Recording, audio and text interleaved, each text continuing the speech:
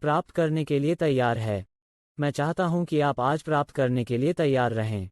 इससे पहले कि मैं पवित्र शास्त्र में जाऊं कि मैं आपके साथ कई छंद साझा करना चाहता हूं जो मुझे पता है कि आज आपकी मदद करेंगे और आपको प्रोत्साहित करेंगे, क्योंकि मैं इस बारे में बात करना चाहता हूं कि भगवान हमें क्या कहते हैं।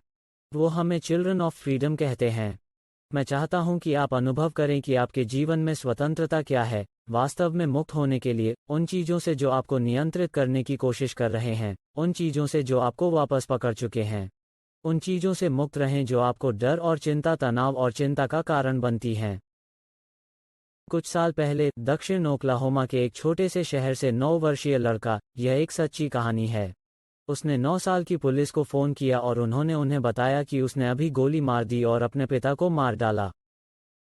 जब पुलिस पहुंची तो उन्होंने आदमी के शरीर को एक उपकरण शेड में पाया, फिर भी एक कुल्हाड़ी पकड़े हुए कि वो हरा करता था उनके बेटे और उनकी 6 साल की बहन।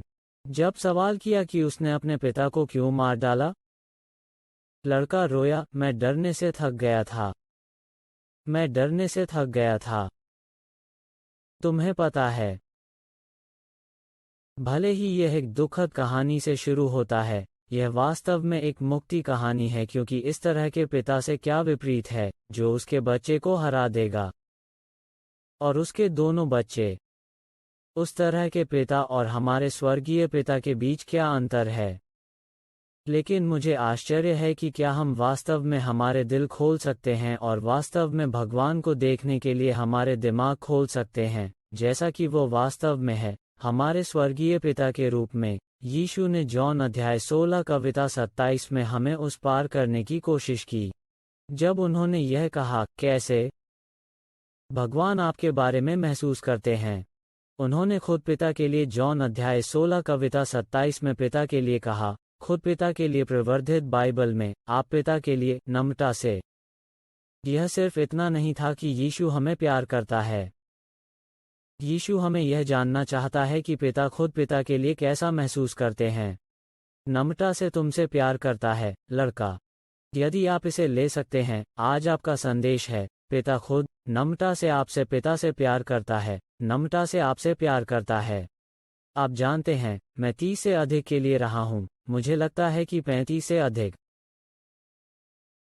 मुझे अब सटीक संख्या भी नहीं पता है, लेकिन मैं आपको पार करना चाहता हूं कि मैं अभी भी इस कविता को सीख रहा हूं।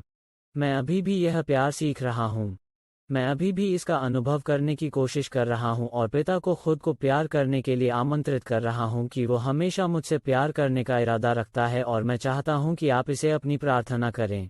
मैं यह मेरी प्रार्थना कर रहा हूं। हमने कई हफ्ते पहले इस बारे में बात करना शुरू कर दिया था जब हमने अपने स्वर्गीय पिता के बारे में बात की थी। हमने मेरे पिता के बारे में बात की थी, लेकिन मुझे विश्वास है कि भगवान चाहते हैं कि हम अपने जीवन के हर पहलू में इस वास्तविकता में वापस आएं। पिता के लिए हमारे जीवन के हर पल में, खुद को पिता के लिए प्यार करता है, नम्रता से आपसे प्यार करता है। यदि आप बस यह सोच सकते हैं, उस पर ध्यान करें, पिता खुद को नम्रता से प्यार करता है। दुनिया और शैतान हर चीज़ की कोशिश कर रहे हैं जो वह बदनाम करने और अनादर करने के लिए कर सकता है। एक पिता को अपने बच्चों के लिए क्या माना जाता है? लेकिन इस मामले में शैतान हमें परमेश्वर के प्रेम का अनुभव करने से नहीं रोक सकता है। वो आपको यह सोचने में धोखा दे सकता है कि पिता खुद नम्रता से नहीं, तुमसे प्यार करते हैं, लेकिन यीशु ने इसे इतना स्पष्ट कर दिया है। पिता स्वयं नम्रता से तुमसे प्यार करता है। वो नम्रता से आपसे प्यार करता है, और मैं चाहता हूं कि आप कुछ समझें। भगवान के बारे में, वो हमेशा पिता रहा है और वो हमेशा एक परिवार चाहता है। वो हमेशा पिता रहा है और वो हमेशा एक परिवार चाहता था। भगवान हमेशा पिता रहे हैं और वो हमेशा एक परिवार चाहता है। मैं चाहता हूं कि आप इसके बारे में सोचें। मैं चाहता हूं कि आप महसूस करें। आप उत्पत्ति अध्याय 1 कविता 26 और 27 में जानते हैं। परमेश्वर ने कहा, तब परमेश्वर ने कहा कि हम मनुष्य को अपनी छवि में बनाएं, हमारी समानता के अनुसार। हम मनुष्य को अपनी छवि में बनाइए, हमारी समानता के अनुसार। आप जानते हैं, पिता शब्द की वास्तविक परिभाषा क्या है? एक पिता वो है जो दूसरों को और माँ को भी पसंद कर सकता है। भगवान पिता और माता वास्तव में जब भगवान ने आदम और हव्वा की रचना की थी, भगवान ने बनाया, पुरुष पुरुष और महिला ने बनाया। वे पुरुष पुरुष और महिला थे। महिला एक दूसरे विचार की तरह नहीं थी कि भगवान के पास था। ठीक है, आप इसे इस तरह से एक मजेदार तरीके से ले सकते हैं कि भगवान ने मनुष्य बनाया था, एडम पर एक नज़र डाली जब उसने आदमी बनाया था। उन्होंने कहा, मैं उसे बेहतर कर सकता हूँ, तो उसने महिला को बनाया। लेकिन वास्तव में ऐसा नहीं हुआ है। पुरुष और महिला को उसी समय बनाया गया था जब पुरुष पुरुष और महिला को भगवान के अपने आदमी के रूप में एक ही समय में बनाया गया था। इमेज। और पिता का अर्थ क्या है? पिता का अर्थ है कि वो अपनी समानता में कुछ बनाने में सक्षम हो, और पिता भगवान ने हमें अपनी समानता में बनाया है। लेकिन मैं चाहता हूं कि आप अमेरिका को यहाँ देखें, क्योंकि यह हमेशा हमारा रहा है। भगवान ने हमेशा अपनी रचना को हमारे रूप में देखा है। भगवान हमेशा एक पिता रहे हैं और वो हमेशा एक परिवार चाहता है। यह हमेशा हमें रहा है। आइए हम अपनी छवि में आदमी बनाते हैं। यह हमेशा हमें रहा है। पहले जॉन 3:1 में उस पद पर वापस देखो किस तरह से प्यार के पिता ने हमें दिया है कि हमें भगवान की संतान कहलाना चाहिए। आप देखते हैं कि यह हमेशा हमारा रहा है और यह हमेशा हम रहे हैं। देखो यह किस तरह का प्यार है कि पिता ने हमें दिया है कि हमें भगवान की संतान कहलाना चाहिए। पिता ने हमें किस तरह का प्यार दिया है हम पर कि हमें भगवान के बच्चे कहा जाना चाहिए। भगवान हमेशा एक पिता रहे हैं और वो हमेशा एक परिवार चाहता है। और इसलिए शैतान विकृत करता है कि कौन सा परिवार होना चाहिए। शैतान नष्ट करने की कोशिश करता है। किस परिवार की तरह दिखना चाहिए? शैतान हमला करने की कोशिश करता है। किस परिवार की तरह दिखना चाहिए? ताकि आप भगवान के बारे में एक विकृत दृष्टिकोण प्राप्त कर सकें। यदि आप कर सकते हैं, अगर वो कर सकता है, अगर शैतान आपको अपने परिवार का विकृत दृश्य दे सकता है कि वो आपको विकृत कर सकता है। भगवान की तरह क्या है? अगर शैतान आपके पिता या माँ को आपका दुरुपयोग करने के लिए, आपके पिता और माँ को आपकी उपेक्षा करने के लिए, आपके पिता और माँ को ले जा सकता है। जैसा कि आप शिथिलता से भरा हो रहे हैं और विनाश से भरे हुए हैं और दर्द और भय और नफरत और क्रोध से भरे हुए हैं, तो आप उन भावनाओं को स्वर्गीय पिता की तरह स्थानांतरित कर देंगे। और यह बिल्कुल भगवान का नहीं है। क्या आपको क्षतिग्रस्त मनुष्यों के आधार पर उसके बारे में एक निष्कर्ष निकालना चाहिए, बल्कि आपको उसके बारे में निष्कर्ष निकालना चाहिए। आपको भगवान का निष्कर्ष निकालना चाहिए, उसके मूल इरादे के आधार पर था। आइए हम आदमी को अपनी छवि में बनाते हैं। यह हमेशा हम रहे हैं कि हमें भगवान के बच्चे कहा जाना चाहिए। यह हमेशा हम रहे हैं। भगवान की योजना हमेशा हम रही है और यह हमेशा हम रहे हैं, और शैतान हमें हराने और नष्ट करने की कोशिश कर रहा है। शैतान हमें बिगाड़ने की कोशिश कर रहा है। शैतान हमें भगवान की एक अलग तस्वीर देने की कोशिश कर रहा है। एक भगवान जो पागल है, एक भगवान जो गुस्से में है, एक भगवान जो आपके खिलाफ है, एक भगवान जिसका दूर है, एक भगवान जो परवाह नहीं करता है, एक भगवान जो शामिल नहीं है। यह हमारा स्वर्गीय पिता नहीं है, हमारे स्वर्गीय पिता।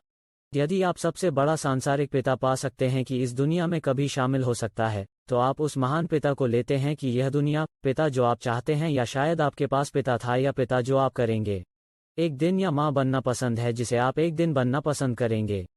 मैं चाहता हूं कि आप सबसे महान पिता, सबसे बड़ी माँ के बारे में सोचें। आप संभवतः हो सकते हैं या सबसे बड़ा पिता या माँ जो संभवतः हो सकती है, और भगवान उस समय 10 लाख गुना, 1 ट्रिलियन बार है, 1 क्विंटिलियन टाइम्स अनंतता और उससे परे। आप समझते हैं? वो किसी भी सांसारिक पिता की तुलना में कहीं अधिक है। उन्होंने यह भी कहा, यीशु ने आपको सांसारिक पिता कहा था। आप जानते हैं कि अपने बच्चों को अच्छा उपहार कैसे देना है। आप सांसारिक पिता बुराई कर रहे हैं। यीशु ने मैथ्यू में यह बात कही थी। मुझे लगता है कि मैथ्यू 11, ल्यूक अध्याय 11, उन्होंने आपसे पिता कहा था। बुराई होने के नाते पता है कि अपने बच्चों को अच्छा उपहार कैसे देना है। आपका स्वर्गीय पिता कितना अधिक होगा? आपका स्वर्गीय पिता कितना अधिक देगा जो उससे पूछते हैं उनके लिए क्या अच्छा है? आप सांसारिक पिता। उन्होंने कहा कि सांसारिक पिता जो आपके बच्चों को अच्छे उपहार देने के लिए बुरे हैं। कितना और एक सांसारिक पिता के लिए सांसारिक जो बुराई है। उन्होंने कहा, बुरा होने के नाते भी एक दुष्ट पिता अपने बच्चों को अच्छा उपहार देता है। स्वर्ग में आपका पिता कितना अधिक देगा जो उन लोगों के लिए अच्छा है जो उसे पूछते हैं। वो 11 है। और आप जानते हैं कि यही 7-11 सभी के बारे में है। दिन में कभी भी 24 घंटे आप अपने पिता के रूप में भगवान के पास जा सकते हैं और वह देगा जो उसे पूछते हैं। वह तुम्हारा स्वर्गीय पिता है। और वह कौन है? उसके बारे में हर चीज़ स्वर्गीय है और उसके बारे में सब कुछ अच्छा है और यह हमेशा हमारे बारे में रहा है और यह हमेशा हम रहे हैं। यह हमेशा हमें रहा है। यह हमेशा हम रहे हैं। तुम्हें पता है, रोमियो के अध्याय 8 कविता 15 में वह कुछ बहुत शक्तिशाली कहता है। पॉल हमें गोद लेने की भावना के लिए परिचय देता है कि उन्होंने कहा कि आपको गुलामी की भावना नहीं मिली है जिससे फिर से डर लगता है, लेकिन आपको गोद लेने की भावना प्राप्त हुई है जिसके द्वारा हम रोते हैं, अब्बा पिता। आप जानते हैं, एक अनुवाद है। मुझे नहीं पता कि हमारे पास यह आपके लिए स्क्रीन पर है, लेकिन यह इस कविता का मूल अरामी अनुवाद है। यह कहता है कि आपको सन्स के रूप में गोद लेने की भावना मिली है, आपको बच्चों के रूप में गोद लेने की भावना मिली है जिसके द्वारा हम पिता को रोते हैं। हमारे पिता पिता हमारे पिता। जब वो अब्बा कहते हैं पिता, वो वास्तव में खुद को दोहरा रहा है। पिता, हमारे पिता जिसने हमें अपनी छवि में बनाया था। पिता जिसने हमें अपनी समानता पिता पिता हमारे पिता में बनाया है। आपके पास है दास्ता की भावना नहीं मिली। फिर से डरने के लिए अग्रणी, आप पहली बार यह प्राप्त करते हैं। लेकिन जब आप पैदा होते हैं तो आपको यह प्राप्त करने के लिए कि पाप में पैदा होने से आदम और हव्वा के माध्यम से। लेकिन अब आपको गोद लेने की भावना मिली है। ध्यान दें कि वो वहाँ क्या कहता है। वो इसे कहता है गोद लेने की भावना, गोद लेने की भावना। मैं चाहता हूँ कि आप गोद लेने की भावना का हाँ प्राप्त करें। अब गोद लेने की भावना क्या है? गोद लेने की भावना वह है। ठीक है, चलो इसके विपरीत है कि परिवार के दूसरे रूप में एक परिवार में पैदा हो रहा है जो जरूरी नहीं कि आप होने की योजना बना रहे थे। एक परिवार में पैदा होने के नाते और आप उस परिवार का हिस्सा हैं सिर्फ इसलिए कि माता पिता यौन संबंध रखते थे, सिर्फ इसलिए कि उनके पास एक शारीरिक अनुभव था। आप उस परिवार में पैदा हुए थे। हो सकता है कि आपकी योजना नहीं थी। शायद आप भी नहीं चाहते थे। शायद आपकी योजना बनाई गई थी। हो सकता है कि आप चाहते थे, लेकिन कई मामलों में ज्यादातर लोग इस दुनिया में पैदा होने वाले अधिकांश बच्चे एक परिवार पिता और माँ के कारण पैदा नहीं होते हैं। वे इसे अच्छी तरह से आगे की योजना बनाते हैं। आप जानते हैं, हम यह सुनिश्चित करने जा रहे हैं कि हम ऐसा करते हैं और ऐसा करते हैं। और हम इस कई बच्चे होने जा रहे हैं। हम उन्हें इस समय हमारे जीवन में रखने जा रहे हैं। और ज्यादातर लोग अपने जीवन की तरह बच्चे होने की तरह योजना नहीं बनाते हैं। ज्यादातर लोग सिर्फ सेक्स करते हैं और फिर बच्चों के साथ समाप्त होते हैं। वास्तव में ज्यादातर मामलों में क्या हो रहा है? लेकिन जो मैं आपको समझाने की कोशिश कर रहा हूं वो है गोद लेने की भावना सिर्फ गलती से कल्पना की जा रही है या यौन सुख के उपोत्पाद के रूप में कल्पना की जा रही है। आपने अभी एक बच्चे के रूप में कल्पना की जा रही है। अब मैं आपको समझाना चाहता हूं कि इससे कोई फर्क नहीं पड़ता कि आपके माता पिता का इरादा क्या है, चाहे वे इरादा कर रहे हों। आप पैदा होने के लिए या नहीं, आप अपने माता पिता के माध्यम से आ सकते हैं, लेकिन आप पिता से आए हो सकता है कि आपके माध्यम से आ गए होंगे। जाहिर है नहीं हो सकता है, आप अपने माता पिता के माध्यम से आए थे लेकिन आप पिता से आए थे। आप अपने माता पिता के माध्यम से आए थे लेकिन आप भगवान का विचार थे। आप अपने माता पिता के लिए पैदा हुए थे लेकिन आप भगवान के विचार थे।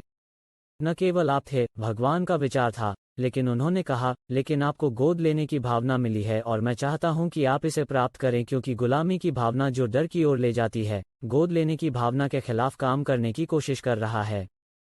यही कारण है कि स्वतंत्रता, गोद लेने की भावना आपको स्वतंत्रता का कारण बनती है। यह आपको स्वतंत्रता लाता है। गोद लेने की भावना कहती है कि न केवल मैंने आपको जन्म दिया था, बल्कि मैंने आपको चुना था। न केवल मैंने आपको गर्भ धारण किया था, बल्कि मैंने आपको गर्भ धारण करने के लिए चुना था। मैंने आपको चुना है, मैंने आपको मेरा चुना है, मैंने आपको चुना है। यह एक अंतर है। जब मैं एक बच्चा था, उसके बारे में बात जब हम थे यंग को अपनाया जा रहा था, तो इसका एक बुरा अर्थ था। इसका मतलब था कि आपने वास्तव में ऐसा नहीं किया था कि आप चाहते थे, लेकिन यह वास्तव में इसका मतलब है कि इसके ठीक विपरीत है।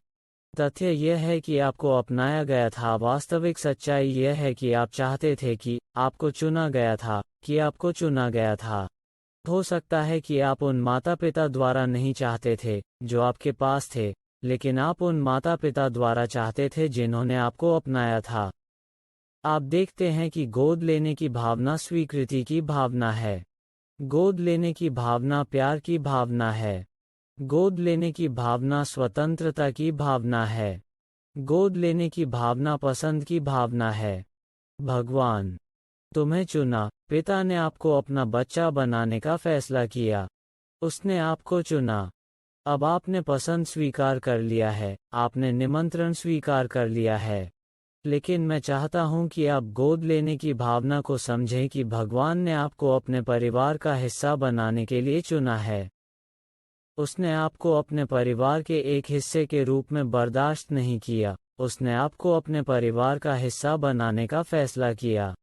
यह गोद लेने की भावना है, और यह उस भावना में है कि हमें रोने के लिए मिलता है। पिता, हमारे पिता, अब्बा, पिता, पिता, हमारे पिता, मेरे पिता, पिता, हमारे पिता। इसीलिए यह इतना महत्वपूर्ण है कि हम परिवार को समझें। इसीलिए यह इतना महत्वपूर्ण है कि हम समझते हैं कि चर्च एक परिवार है। चर्च का मतलब पवित्र के लिए एक क्लब नहीं है, चर्च का मतलब परिवार है। यह एक आध्यात्मिक परिवार है, और हम अपने स्वर्गीय पिता द्वारा एकजुट हैं, ताकि हम एक स्वस्थ परिवार का हिस्सा बन सकें, ताकि हम दुनिया को प्रतिबिंबित कर सकें। गोद लेने की भावना कि हम बेटे और बेटियां हैं। भगवान बाकी सभी को अपनाने की तलाश में हैं। वो सिर्फ एक के बाद नहीं है। वो हर बच्चे को अपनाना चाहता है, वो हर इंसान को अपनाना चाहता है। वो बेघर को अपनाना चाहता है, वो अमीरों को अपनाना चाहता है। वो गरीबों को अपनाने के लिए देख रहा है। सफ़ेद, काला, एशियाई, भूरा, जो भी रंग आप हैं, जो भी रंग आप बना रहे हैं, जो भी रंग आप बना रहे हैं, को अपनाने के लिए देख रहा है, जो भी रंग मौजूद है। पिता एक को अपनाना चाहता है, और सब, इस धरती पर एक व्यक्ति नहीं है जिसे पिता नहीं चाहता है। इस धरती पर एक व्यक्ति नहीं है जिसे पिता ने नहीं चुना है। इस धरती पर एक व्यक्ति नहीं है कि पिता ने आपके लिए जीने और जीवन रखने का इरादा नहीं किया है। आप जीने का इरादा रखते हैं, और वो आपके लिए स्वर्ग में हमेशा के लिए उसके साथ रहने का इरादा रखता है, जहां वह रहता है। गोद लेने की आत्मा। मुझे उस शब्द को गोद लेने से प्यार है। आप देखते हैं, क्योंकि सभी डर हैं। अस्वीकृति के डर में निहित है। सभी भय अस्वीकृति के डर में निहित है। सभी डर, आप मुझे सभी डर सुनते हैं, अस्वीकृति के डर में निहित है। और मैं आपको दिखा सकता हूं, लेकिन डर अस्वीकृति में निहित है, और डर अंधेरे में फलने वाला है। यह फलने वाला है, यह क्रोध की ओर जाता है, इससे नफरत होती है, इससे दुख होता है। सभी डर क्रोध की ओर जाता है, नफरत की ओर जाता है, नफरत की ओर जाता है। तुम्हें पता है यह किसने कहा था? ठीक है, योदा ने कहा कि, उन्होंने कहा, डर अंधेरे पक्ष का मार्ग है। डर क्रोध की ओर जाता है, क्रोध नफरत की ओर जाता है, नफरत पीड़ा की ओर ले जाती है। योदा ने कहा कि star Wars, smart man, smart चीजें, स्मार्ट योदा, जो भी वह है। डर अंधेरे पक्ष का मार्ग है। डर क्रोध की ओर जाता है, क्रोध नफरत की ओर जाता है, नफरत पीड़ा की ओर ले जाती है। सभी भय अस्वीकृति के डर में निहित है, हम में से हर एक। अगर हम इसके बारे में सोचते हैं, तो हमारा डर क्या है? इसे अस्वीकार कर दिया जा रहा है। अंत में भगवान द्वारा अस्वीकार किया जा रहा है। सभी भय का सबसे बुरा है। लेकिन दूसरों के द्वारा होने का डर, मनुष्यों द्वारा अस्वीकार किए जाने का डर एक गहरा जड़ वाला भय और भय है। उनमें से 4 हैं। मैं आपको डर के फल पर यहाँ थोड़ा सा सबक देता हूँ, क्योंकि अस्वीकृति, डर अस्वीकृति और अस्वीकृति के डर से आता है। 4 चीजें पैदा करता है। अस्वीकृति संदेह पैदा करती है, और चिंता पैदा करती है। संदेह करते हुए कि हम डर से प्यार करते हैं कि हमें प्यार नहीं होगा चिंता पैदा करता है।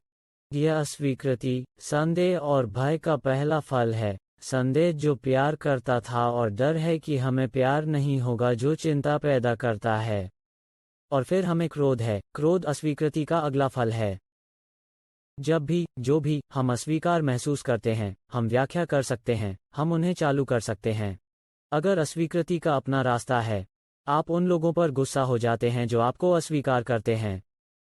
यदि आप भगवान द्वारा अस्वीकार महसूस करते हैं, तो आप गुस्से में कैन और हाबिल भगवान को प्रस्तुत करते हैं। वे पेशकश कर रहे हैं और भगवान ने हाबिल को स्वीकार कर लिया लेकिन कैन की पेशकश को स्वीकार नहीं किया। अब यह नहीं था कि उन्होंने कैन को खारिज कर दिया, उन्होंने कैन की पेशकश को खारिज कर दिया लेकिन उन्होंने कैन को अस्वीकार नहीं किया। लेकिन कैन इस तथ्य के बीच अंतर नहीं कर सका, अस्वीकार कर दिया जा रहा था, उसे अस्वीकार नहीं किया जा रहा था। लेकिन उनकी भेंट को अस्वीकार कर दिया जा रहा था क्योंकि वह बचे हुए लोगों को भगवान के पास ला रहा था।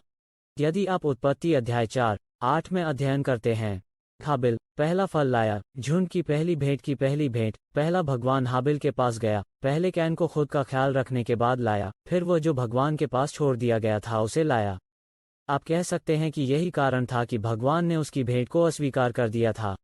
या आप कह सकते हैं कि भगवान ने उसकी भेंट को अस्वीकार करने का कारण था क्योंकि आदम और हव्वा ने पाप किया था। एकमात्र तरीका है कि भगवान हमें प्राप्त कर सकते थे और हमें क्षमा कर सकते थे खून बहाए जाने के माध्यम से था। तो आप कह सकते हैं कि हाबिल ने रक्त लाया, भगवान को खून दिया। लेकिन कैन ने अपने वर्क्स की पेशकश की। हाबिल, कैन ने अपने काम और उनके प्रयास को खून लाया। तो आप कह सकते हैं कि उसकी भेंट को अस्वीकार कर दिया गया था, लेकिन भगवान ने सिन को अस्वीकार नहीं किया था। कैन अंतर नहीं कर सका। भगवान के बीच उसकी भेंट बनाम भगवान ने उसे अस्वीकार कर दिया और इसलिए उसने इसे अस्वीकृति के रूप में लिया। और इसलिए वो भगवान पर क्रोधित हो गया। और यह कैसे प्रकट हुआ? वो अपने भाई पर इतना गुस्सा हो गया कि वो उसे बाहर ले गया। उसका गुस्सा उसके भाई पर उतर गया और उसे मार डाला। वो कहाँ से आया था? यह आत्मा की अस्वीकृति से आया था और अस्वीकृति कैन के जीवन में प्रवेश किया। जब कैन का मानना था कि भगवान उसे अस्वीकार कर रहे थे, भगवान उसे अस्वीकार नहीं कर रहे थे। लेकिन वो क्षण जब कैन का मानना था कि भगवान उसे अस्वीकार कर रहे थे, आत्मा की अस्वीकृति एक मजबूत हो गया, कैन के जीवन को पकड़ लिया और उसकी आत्मा पर, और इससे क्रोध हुआ जो अस्वीकृति का दूसरा फल है। और फिर वापसी और आत्मदया है, अस्वीकृति का एक और फल। जब आपको हमेशा दूसरों से वापस लेने की आवश्यकता होती है, तो हमेशा अकेले रहने की आवश्यकता होती है, हमेशा होना चाहिए। आप हमेशा इस बारे में सोच रहे हैं कि आपके पास क्या नहीं है। आत्मदया, दया पार्टियां जो हम खुद को कभी कभी फेंक देते हैं। कोई भी उस मामले में नहीं आना चाहता था कि आपने भगवान को ले जाने और कहने के लिए इतना बेहतर नहीं किया था। भगवान, मुझे यह अस्वीकृति महसूस होती है, मुझे लगता है कि इसे वापस लेने की आवश्यकता है। मुझे अपने लिए यह करुणा महसूस होती है, मेरी मदद करें, क्योंकि इससे अवसाद और अकेलेपन की ओर जाता है जो सभी वापसी करते हैं। वो आत्मा की अस्वीकृति से आता है। तो आप वापस लेते हैं क्योंकि आप स्वीकार नहीं करते हैं, इसलिए आप दूर खींचते हैं, आप स्वीकार नहीं करते हैं। तो आप अपने आप को उन लोगों से दूर जिन्हें आपको लगता है कि आपने अस्वीकार कर दिया है, या आप उन्हें स्वीकार करने के लिए और प्रयास करते हैं, और इससे आपको और भी अधिक लोगों के बंधन में डाल दिया जाता है, जिससे आप लोगों के लिए अधिक बंधन में पड़ जाते हैं। और फिर यह अवसाद, अकेलापन और व्यसनों की ओर जाता है। वे सभी चीजें अस्वीकृति की आत्मा से आती हैं। ये सभी चीजें अस्वीकृति की जड़ का फल हैं। फिर इनकार किया जाता है। डैनियल फल का एक और रूप है जो अस्वीकृति से आता है। अस्वीकृति की अपनी भावना को कवर करना, बाहर मुस्कुराते हुए लेकिन अंदर पर रो रही है, यह सब इनकार और कोशिश कर रहा है। दूसरों द्वारा स्वीकार किए जाने का एक तरीका खोजने की कोशिश कर रहा है। और ये अस्वीकृति के फल हैं। तो हम अस्वीकृति के फल से कैसे निपटते हैं? हमें अस्वीकृति की जड़ से निपटने के द्वारा अस्वीकृति के फल से निपटना पड़ा, और सभी डर अस्वीकृति के डर में निहित है, और सभी अस्वीकृति भगवान की स्वीकृति की अनिश्चितता में निहित है। आप उसकी स्वीकृति की अनिश्चितता, उनके प्यार की अनिश्चितता, न केवल उसके प्यार की अनिश्चितता, यह इसका एक हिस्सा है। लेकिन यह सिर्फ आपके लिए उसके प्यार के बारे में अनिश्चित नहीं है, यह आपके बारे में उनकी राय के बारे में अनिश्चित है। यह उसके उद्धरण के बारे में अनिश्चित होने के बारे में है। गंदे शब्द बोलना, आपका निर्णय। भगवान मेरी ओर कैसे देखते हैं? और भगवान मुझे कैसे न्याय करेंगे। और आपको यह महसूस करने की आवश्यकता है कि यही कारण है कि हम पिछले 2 या 3 हफ्तों में फैसले के बारे में बात कर रहे हैं कि कौन सा निर्णय वास्तव में विश्वास करने वाले पर लागू होता है कि गैर आस्तिक पर कौन सा निर्णय लागू होता है। और यह समझना महत्वपूर्ण है कि भगवान आपको नहीं देखते हैं जिस तरह से आप अपनी ओर देखते हैं। भगवान आपको देखता है जिस तरह से वो यीशु को देखता है। यदि आपने यीशु को अपने बलिदान के रूप में स्वीकार कर लिया है, तो पिता महसूस करता है और गंध करता है और आपको देखता है कि वो यीशु को देखता है जब वो आपको देखता है, जैसे जेकब ने एसाव चुरा लिया था, आशीर्वाद दिया, याकूब जानवरों की त्वचा पर डाल दिया ताकि उसके पिता कौन थे, जो इस बिंदु पर नज़दीकी थी, वो बहुत अच्छी तरह से नहीं देख सका। वो लगभग अंधे थे। इसहाक नहीं देख सका। तो याकूब और उसकी माँ ने एसाव का आशीर्वाद पाने की एक योजना की कल्पना की। जब से उसने देखा था कि वो जेठा था और जेकब दूसरा जन्म हुआ था, और इसलिए उसने जानवरों की त्वचा को अपनी बाहों पर रखा, क्योंकि उसके भाई की भुजाएं बहुत बालों वाली थीं। एसाव के हथियार थे, इसलिए हमने जानवरों की त्वचा डाल दी थी, ताकि जब पिता आए, जब वो पिता के करीब आया, तो पिता सोचेंगे कि वह एसाव था। उसने मृत जानवरों की गंध, शिकार होने की गंध की तरह डाल दिया। खेल शिकार करने के बाद हिरण शिकार किया गया है, जो कुछ भी उन्होंने शिकार किया था, और उसने उस गंध को उस पर रखा और फिर उसने गारमेंट पर डाल दिया ताकि वो महसूस कर सके और एसाव की तरह लगा और निपटा, जब यह वास्तव में याकूब था। जब इसहाक जेकब के साथ था, इसहाक ने उसे देखा जैसा उसने एसाव को देखा था। इसहाक का मानना था कि वो एसाव था और इसहाक ने उसे आशीर्वाद दिया था क्योंकि वो उसका जेठा एसाव होगा। जब भगवान आपको देखता है वो एसाव या यीशु को देखता है। जब भगवान आपको महसूस करते हैं, वो यीशु को महसूस करता है। जब भगवान आपको देखता है, वो यीशु को देखता है। जब भगवान आपको बदबू आ रही है, वो यीशु की बदबू आ रही है। क्यों? क्योंकि आपके पास यीशु का लहू है। वो आपके सभी पापों को धोता है। यीशु की त्वचा धार्मिकता का बागे।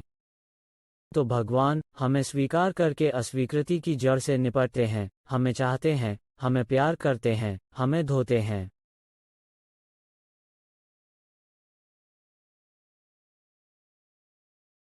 और हमें बना रहा है कुछ ऐसा जो हम पहले नहीं थे। यदि आप इस तथ्य को पकड़ सकते हैं कि सभी अस्वीकृति उस विचार में निहित है जिसे भगवान द्वारा स्वीकार या अनुमोदित नहीं किया गया था, तो मुझे यह मिलता है। हमने इसके बारे में बहुत कुछ बात की थी, लेकिन इस नस में द स्पिरिट ऑफ अस्वीकृति उखाड़ गया है। और इसे कैसे उखाड़ दिया गया है? मुझे क्या पसंद है? इफिसियों 3:17 का कहना है कि हम जड़ को स्वीकार करने और खोजने के द्वारा अस्वीकृति की आत्मा को उखाड़ देते हैं। इफिसियों में स्वीकृति की जड़ 3:17 प्रवर्धित बाइबल में यह कहता है कि मसीह आपके दिल में, आपके विश्वास के माध्यम से रह सकता है और आप गहराई से जड़ें और सुरक्षित रूप से प्यार में आधारित हो सकते हैं।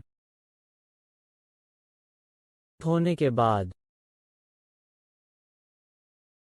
गहराई से जड़ें और सुरक्षित रूप से प्यार में आधारित हैं। वो शब्द सुरक्षित रूप से अस्वीकृति के विपरीत है।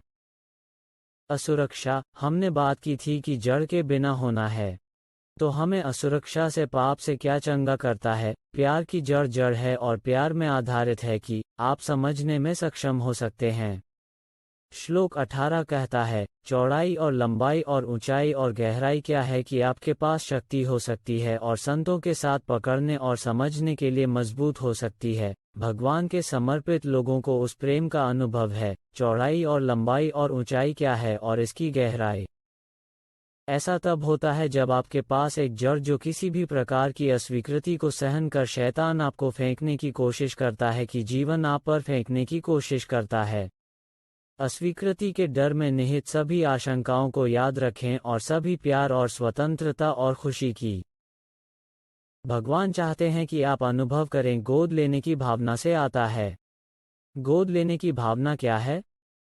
फिर से, गोद लेने की आत्मा यह है कि आपको अपने परिवार का हिस्सा बनने के लिए चुना है। उन्होंने आपको अपने परिवार का हिस्सा बनने के लिए बर्दाश्त नहीं किया था। उसने आपको अपने परिवार का हिस्सा बनने के लिए चुना और मैं चाहता हूं कि आप कुछ जान लें। उसने आपको पहले चुना, दुनिया की नींव, और आप इसे पकड़ सकते हैं। आप एक व्यक्ति के रूप में अजेय हैं। एक इंसान के रूप में आप दूसरों को यीशु के पास लाने और दूसरों को इस प्यार को जानने और इस स्वीकृति को जानने के स्थान पर लाने में क्या कर सकते हैं। मैं चाहता हूं कि आप इसके बारे में सोचें। मैं चाहता हूं कि आप इन 3 चीजों के बारे में सोचें। जैसा कि हम स्वतंत्रता के बच्चे होने की इस अवधारणा को लपेटते हैं, वास्तव में स्वतंत्रता का अनुभव करते हैं, अस्वीकृति से, स्वतंत्रता से डर, चिंता और चिंता से स्वतंत्रता, अलगाव से स्वतंत्रता, हीनता से स्वतंत्रता, और बाएं महसूस करने से, विस्थापित महसूस करना कि आप संबंधित नहीं हैं, यह महसूस करते हुए कि बाकी सभी में फिट होते हैं और मैं हर किसी में फिट नहीं हूँ। ऐसा लगता है कि एक परिवार है लेकिन मेरे पास वह नहीं है, और भगवान चाहते हैं कि आपके पास वह हो, और भगवान चाहते हैं कि आप ऐसा महसूस करें। मैं चाहता हूं कि आप अपने बारे में और भगवान के बारे में कुछ समझें। वो आपको दुनिया की नींव से पहले जानता था। यिर्मयाह 1:5। यह देखो, यिर्मयाह अध्याय 1 कविता 5 में कहते हैं, इससे पहले कि मैंने आपको गर्भ में बनाया था, मैं तुम्हें जानता था कि इससे पहले कि आप पैदा हुए थे मैंने आपको पवित्र किया था। मैंने आपको राष्ट्रों के लिए एक पैगंबर बनने के लिए नियुक्त किया है। भगवान एक के लिए क्या करता है वो दूसरों के लिए करता है। गर्भ में आपको पहले वो व्यक्तियों का कोई सम्मान नहीं करता है, और वैसे यह दिलचस्प है कि उसने आपको गर्भ से पहले कहा था। उसने कहा कि इससे पहले कि मैंने आपको गर्भ में बनाया था। यह आपके माता पिता नहीं थे, यह भगवान था जिसने आपको बनाया था। उसने आपके माता पिता के गर्भ का इस्तेमाल किया, लेकिन भगवान ने आपको गर्भ में बनाया था। उसने कहा कि इससे पहले कि मैंने आपको गर्भ में बनाया था, मुझे पता था कि इससे पहले कि आप अपनी माँ के गर्भ में भी दिखाई दें। भगवान तुम्हें जानते थे, पिता तुम्हें जानते थे। नंबर 1, वो आपको दुनिया की नींव से पहले जानता था। नंबर 2, उन्होंने आपको दुनिया की नींव से पहले चुना। देखो कि वो इफिसियों 1 कविता 4 में क्या कहता है। वो कहता है कि उसने हमें उसमें चुना था जैसे उसने हमें दुनिया की नींव से पहले उसमें चुना था, कि हम प्यार में पवित्र और निर्दोष होंगे। उन्होंने हमें गोद लेने के लिए पूर्व निर्धारित किया। वह शब्द फिर से है। श्लोक 5 को गोद लेने के लिए, उन्होंने हमें सन्स के रूप में गोद लेने के लिए पूर्व निर्धारित किया, जो पुरुष और महिला सन्स और बेटेस फिट है। उसने हमें यीशु मसीह के माध्यम से बेटे और बेटियों के रूप में गोद लेने के लिए पूर्व निर्धारित किया, उसकी कृपा की महिमा की प्रशंसा के लिए अपनी इच्छा के दयालु इरादे के अनुसार, जिसे उसने हमें प्रिय में दिया था। इफिसियों 1:6 राजा जेम्स बाइबल में क्या कहता है को देखो। इफिसियों 1 कविता 6, उसकी कृपा की महिमा की प्रशंसा के लिए क्योंकि उसने हमें स्वतंत्र रूप से स्वीकार कर लिया है। उसने हमें स्वीकार कर लिया है। ध्यान दें कि इफिसियों 1:6 में राजा जेम्स बाइबल में कविता, उसने हमें प्रिय में स्वीकार कर लिया है, उसने हमें स्वीकार कर लिया है। उसने हमें स्वीकार कर लिया है, उसने आपको स्वीकार कर लिया है। उसने हमें स्वीकार कर लिया। उसने हमें स्वीकार किया। कविता 5 पर वापस जाएं। यह कहता है कि हमें गोद लेने के लिए पूर्व निर्धारित किया है। गोद लेने के लिए। ठीक है, आप में से कई ने मुझे कहानी सुनाओ। लेकिन हमारी दुनिया में एक युद्ध था, कई साल पहले कोरियाई युद्ध कहा जाता था। और कोरियाई युद्ध समाप्त होने के कुछ ही समय बाद, एक कोरियाई महिला का एक अमेरिकी सैनिक के साथ संबंध था और वो गर्भवती हो गई। वो संयुक्त राज्य अमेरिका वापस गया और उसने उसे फिर कभी नहीं देखा। तो उसने एक छोटी लड़की को जन्म दिया, और यह छोटी लड़की अन्य कोरियाई बच्चों की तुलना में बहुत अलग दिखती थी। उसके पास हल्के रंग के घुंघराले बाल और बच्चे थे। उसके पास हल्के रंग के घुंघराले बाल थे और मिश्रित दौड़ के संस्कृति के बच्चों को समुदाय द्वारा बहिष्कृत किया गया था। जिन बच्चों को शुद्ध कोरियाई नहीं थे उन्हें अस्वीकार कर दिया गया था। वास्तव में उस समय कई महिलाएं अपने बच्चों को मार डालेंगी क्योंकि वे नहीं चाहते थे कि वे इस तरह की अस्वीकृति का सामना करें। यह कितना बुरा था। लेकिन इस महिला ने ऐसा नहीं किया। उसने अपनी छोटी लड़कियों को 7 साल तक सर्वश्रेष्ठ बनाने की कोशिश की। उसने ऐसा करने की कोशिश की जब तक कि अस्वीकृति बहुत अधिक नहीं थी। वो इसे नहीं ले सकती थी। उसने ऐसा कुछ किया जो शायद इस दर्शकों में कोई भी नहीं था। घर पर यह कोई नहीं सुन रहा है, कभी ऐसा करने की कल्पना नहीं कर सकता था। उसने अपनी लड़की को त्याग दिया। उसने अपनी बेटी को कोरिया की सड़कों पर छोड़ दिया। यह छोटी लड़की बेरहमी से लोगों द्वारा ताना करती थी क्योंकि वो अलग दिखती थी।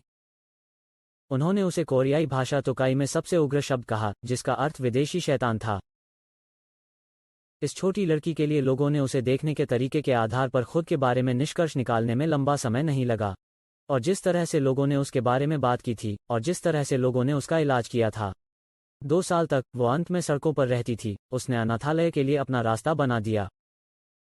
एक दिन का शब्द आया कि अमेरिका के एक जोड़े को एक छोटे लड़के को अपनाने जा रहा था। सभी बच्चे उत्साहित हो गए क्योंकि उनमें से कम एक अमेरिकी परिवार द्वारा अपनाया जा रहा था। कम से कम एक छोटा लड़का आशा करने जा रहा था, वह एक परिवार होने जा रहा था। तो इस छोटी लड़की ने दिन में सभी छोटे लड़कों की सफाई की। वो 9 साल की थी और वो सभी छोटे लड़कों की सफाई कर रही थी, उन्हें स्नान कर रही थी, उनके बाल तलाशी रही थी, सोच रही थी कि इस अमेरिकी परिवार द्वारा कौन सा अपनाया जाएगा। अगले दिन दंपति आया और इस तरह लड़की इसका वर्णन करती है क्योंकि वो अब बड़ी हो गई थी। ऐसा था जैसे गोलियत जीवन में वापस आ गया था। मैंने इस बड़े आदमी को अपने विशाल हाथों से देखा। उसने हर बच्चे को उठा लिया। उसने हर बच्चे को अपने नंगे हाथों में उठाया। और उसने कहा, मुझे पता था कि वो उनमें से हर एक को अपने जैसा प्यार करता था और अगर वो कर सकता था, तो वो इन सभी छोटे बच्चों को अपने साथ घर ले गया होता। उसने कहा, मैंने आंसुओं को उसके चेहरे पर दौड़ते हुए देखा। और मुझे पता था, उन्हें प्यार था। उसने मुझे अपनी आंख के कोने से बाहर देखा। अब, मैं आपको बताइए। मैं 9 साल की थी, उसने कहा, लेकिन मैंने 30 पाउंड का वजन भी नहीं किया था। मैं बहुत स्क्रोनी था, मेरे शरीर में कीड़े थे, मेरे बालों में जूं थे, मेरे पूरे शरीर में फोड़े थे, मैं निशान से भरा था। मैं एक सुंदर दृष्टि नहीं थी, लेकिन आदमी मेरे पास आया और अनाथालय निर्देशक को अंग्रेजी में कुछ बात करना शुरू कर दिया और मैंने उसे देखा। और फिर उसने अपना विशाल हाथ लिया और उसे मेरे चेहरे पर रख दिया। वो क्या कह रहा था? मेरे चेहरे पर अपने हाथों से उन्होंने कहा, मुझे यह बच्चा चाहिए, यह बच्चा मेरे लिए है, मैं यह बच्चा चाहता हूँ, यह बच्चा मेरे लिए है, मुझे यह बच्चा चाहिए, यह बच्चा मेरे लिए है। भगवान कहते हैं, मुझे यह बच्चा चाहिए, यह बच्चा मेरे लिए है। भगवान सिर्फ तुम्हें नहीं बनाया था, वो आपको चाहता था। भगवान सिर्फ तुम्हें नहीं चाहते थे, उसने आपको चुना। भगवान ने सिर्फ तुम्हें नहीं चुना था, वो तुमसे प्यार करता है। भगवान ने सिर्फ तुमसे प्यार नहीं किया और आपको चुना, उसने आपको फोन किया। उसने हमें क्या बुलाया है? इतने सारे लोग जानना चाहते हैं कि भगवान मेरे जीवन के लिए क्या बुला रहा है। आपको उसका कहा जाता है। मेरे जीवन के लिए भगवान की बुलाहट क्या है? आपने उसे बुलाया कि आप देखते हैं, आप अपने कॉलिंग के बारे में कुछ और नहीं जान पाएंगे जब तक आप जानते हैं। वो पहली बात जो वो आपको बुलाता है वो उसका है। वो आपको अपने बच्चे को बुलाता है, आप मेरे हैं, मैंने आपको फ़ोन किया है। यशायाह हमें कहते हैं कि नाम दें। उन्होंने कहा कि मैंने आपको बच्चे के नाम से बुलाया है, तुम मेरे हो। आपने अपने बुलाए जाने वाले को क्या कहा है और जब आप उस पर पकड़ लेते हैं, लड़का बस सभी अस्वीकृति और अस्वीकृति के सभी डर को मिटा देता है जो डर के अन्य सभी रूपों की ओर जाता है। वो हमें दुनिया की नींव से पहले जानता था। उसने हमें दुनिया की नींव से पहले चुना और उसने हमें नियत किया। दुनिया की नींव से पहले उसके साथ चलना। उन्होंने हमें गोद लेने के लिए पूर्व निर्धारित किया। इफिसियों 1:5 कहते हैं, उसने आपको चुना है कि उन्होंने सिर्फ तुम्हारे पास नहीं था, उसने आपको चुना है। इस प्रकार हमें सन्स के रूप में गोद लेने के लिए पूर्व निर्धारित किया। और भगवान की बेटियां कहते हैं कि मैं भगवान का बेटा या बेटी हूँ, कहते हैं कि मैं भगवान की संतान हूँ। यही वो है जो हमें डर से बचाता है कि हमें अपनाया गया है, हमें चुना गया है, कि हमें चुना गया है। मुझे आपको कुछ बताइए। सभी डर निगल लिया गया है। भगवान का बच्चा होने और यह जानकर कि आप भगवान के बच्चे हैं, सरल संदेश। लेकिन आप जानते हैं कि क्या आप जानते हैं कि आपको क्या मुक्त करता है और आपके सभी डर को निगल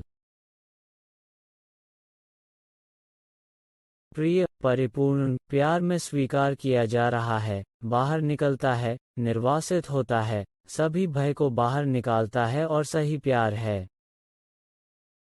भगवान ने अपना हाथ आपके चेहरे पर रखकर कहा, मुझे यह बच्चा चाहिए। यह बच्चा मेरे लिए है। वो सजा के डर को निगलता है। यह न्याय के डर को निगलता है, यह डर को निगलता है। याद आ रही है। बिना होने के डर को निगल जाता है। उसने रोमियो 8:32 में कहा, जिसने अपने बेटे को नहीं छोड़ा, लेकिन उसे हम सब के लिए सौंप दिया, वो उसके साथ भी स्वतंत्र रूप से हमें सब कुछ कैसे नहीं देगा। मैं प्रार्थना करना चाहता हूँ अस्वीकृति की इस आत्मा के खिलाफ जिसने आपके जीवन को त्रस्त कर दिया है, और मैं प्रार्थना करने जा रहा हूँ कि आप भगवान के सन्स और बेटियों के रूप में गोद लेने की भावना को जागृत करेंगे। पिता, मैं आपको हर व्यक्ति के लिए धन्यवाद देता हूं कि मैं अभी आपसे जुड़ा हुआ हूं कि वे वितरित किए गए हैं और आत्मा की अस्वीकृति से मुक्त हो गए हैं। आत्मा की अस्वीकृति जो उनसे कहती है, वे अस्वीकृति की आत्मा के बिना होंगे जो उनसे कहती है, उन्हें दंडित किया जाएगा। आत्मा की अस्वीकृति जो उनसे कहती है, उनका न्याय किया जाएगा। आत्मा की अस्वीकृति जो उनसे कहती है, उनके पास पर्याप्त नहीं होगा। अस्वीकृति की आत्मा जो उनसे कहती है कि वे बिना होंगे, कि मैं उस आत्मा की शक्ति और मानसिकता और नरक की झूठ अस्वीकृति की आत्मा को तोड़ दूंगा। मैंने इसे उखाड़ फेंक दिया। मैं इसे उखाड़ फेंकने और समुद्र में डालने का आदेश देता हूँ। मैं आज्ञा देता हूँ कि आत्मा की अस्वीकृति, उस आत्मा की जड़ें उखाड़ फेंकें और समुद्र में डाली जाए। हम पेड़ से उखाड़ फेंका जा सकता है, इसकी जड़ों से, और समुद्र में डाला जा सकता है। मैं कहता हूं कि आत्मा की अस्वीकृति के लिए, मैं कहता हूं अस्वीकृति के चित्र में छवियों के लिए, मैं कहता हूं कि अस्वीकृति के झूठ के लिए यीशु के नाम पर समुद्र में उखाड़ फेंक दिया जाए। आमीन। अब बस उसे धन्यवाद कि आप प्रिय में स्वीकार किए जाते हैं। धन्यवाद कि वो आपको दुनिया की नींव से पहले जानता था। उन्होंने आपको पहले बुलाया। दुनिया की नींव आपको दुनिया की नींव से पहले दिखाती है। उसने आपको दुनिया की नींव से पहले नियत किया, क्योंकि उन्होंने आपको दुनिया की नींव से पहले अपनाया था।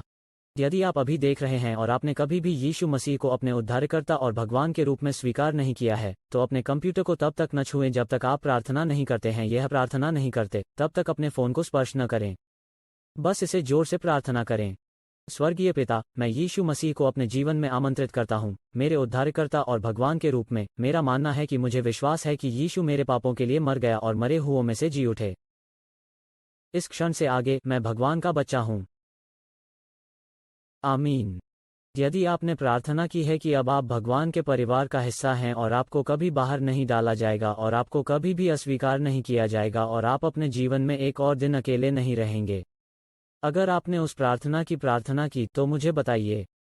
मेरी पुस्तक the power of a new life download करें। यह आपको निर्णय की नींव के माध्यम से ले जाएगा। आपने अभी बनाया है और परिवार, तुम सिर्फ भगवान के राज्य का एक हिस्सा बन गए। भगवान का परिवार, यह हमेशा हमें रहा है, यह हमेशा हम रहे हैं। यही वो है जो भगवान ने आपके लिए मन में था और मेरे लिए। मैं तुमसे प्यार करता हूँ। लोग हम पर पकड़ लें। हम बुधवार को लम्हे पर देखेंगे और किसी को इस चर्च सेवा के बारे में बताएंगे ताकि वे अगले एक पर आ सकें। मैं तुमसे प्यार करता हूँ। हम आपको जल्द ही देखेंगे।